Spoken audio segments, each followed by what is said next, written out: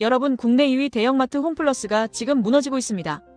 왜 이렇게까지 무너졌는지 그 진짜 이유를 파헤쳐 보겠습니다. 홈플러스. 지금 이 사태를 보면 한 가지 질문이 떠오르는데요. 정말 회사를 살리기 위한 싸움인가? 아니면 노조가 존재감을 과시하기 위한 투쟁인가입니다. 홈플러스는 수년째 적자에 빠져 있고 대형마트 산업 전체가 온라인 시장에 밀리며 구조조정이 불가피해졌습니다. 소비자들의 소비 패턴이 완전히 바뀌었고 경쟁 환경도 예전과 다릅니다. 기업이 살아남으려면 변화해야 하고 효율화도 필요합니다. 이것은 어느 나라, 어느 기업이든 예외가 없습니다. 그런데 홈플러스 노조는 어떤가요? 경영 정상화 논의가 나오면 무조건 폐점 반대, 구조조정 반대, 정부가 해결하라는 말만 반복합니다. 기업의 경영 판단조차 정치화시키고 정부가 나서서 민간기업 문제까지 떠안으라는 주장입니다. 단식 농성, 노숙 농성, 집회, 길거리 시위. 마치 회사를 살리기 위한 방법이 언론 압박과 정치 투쟁뿐이라는 듯 행동합니다.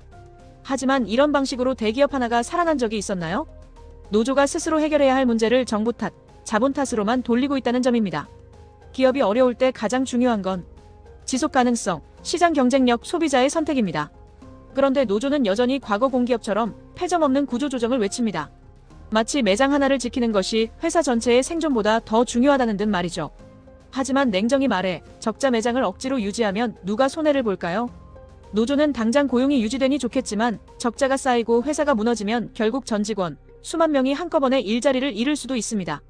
이것이 진짜 노동자를 위한 길일까요? 또 하나 짚고 넘어가야 할 건 MBK 책임론입니다. 물론 사모펀드가 이익만 챙기려 했다는 비판은 할 수 있습니다.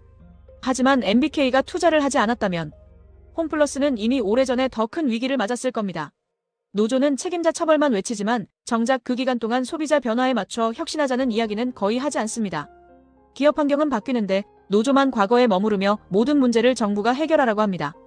정부가 나서면 어떤 일이 벌어질까요? 정치적 판단이 기업 경영을 좌우하게 됩니다.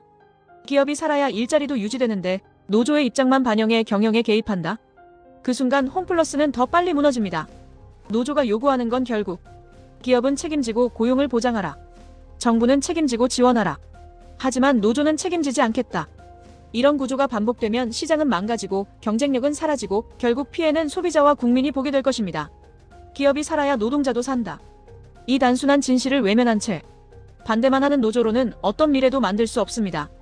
당장 눈앞의 감정적 투쟁이 아니라 기업의 생존, 노동자의 미래, 시장의 원리를 중심에 둔 해결책이 필요합니다. 그리고 그 첫걸음은 노조가 스스로 현실을 인정하고 정치 투쟁이 아닌 변화와 혁신에 동참하는 것입니다. 이번 홈플러스 사태 여러분은 어떻게 생각하시나요? 댓글에 여러분의 의견을 남겨주세요.